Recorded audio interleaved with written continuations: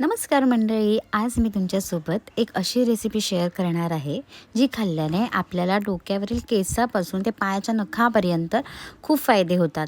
ती म्हणजे अत्यंत गुणकारी अशी कढीपत्त्याची चटणी।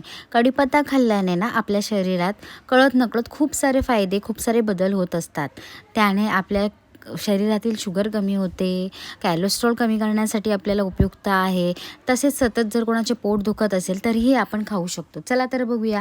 इथे सर्वप्रथम कढीपत्ता आपल्याला व्यवस्थित लो फ्लेमवरती भाजून घ्यायचा आहे। त्याला थोडं पाणी सुटतं पण हळूहळू तो क्रिस्पी असा छान होतो।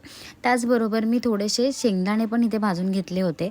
अशा प्रकारे कढीपत्ता क्रिस्पी झाला की तो आपल्याला खाली काढून घ्यायचा आहे। त्यानंतर थोडे लसणीचे लसूण थोडीशी भाजून घ्यायचे, थोडं खोबरं आणि तीळ हे सगळं व्यवस्थित मी मीडियम टू लो फ्लेमवर भाजून घेतलं आहे। आता हे आपल्याला थोडंसं मिक्सरला लावून घ्यायचं आहे। त्यानंतर आपल्याला आपले जे सुके स्पाइसेस असतात जसे हळद, ते लाल तिखट, थोडंसं मीठ टाकून परत एकदा मिक्सरला मी ग्राइंड करून घेतलं आहे। अशा प्रकारे त्याची चटणी झाली आहे। ही आपण एक 15 दिवस पण फ्रीजमध्ये ठेवून एअरटाईट डब्यामध्ये ठेवून वापरू शकतो। नक्की ट्राय करा। अत्यंत गुणकारी अशी कढीपत्त्याची चटणी आणि मला कमेंट करून सांगा कशी झाली आहे ते। आणि रेसिपी आवडली असेल तर अशाच नवनवीन रेसिपीजसाठी माझ्या यूट्यूब चॅनलला सबस्क्राईब करायला विसरू नका।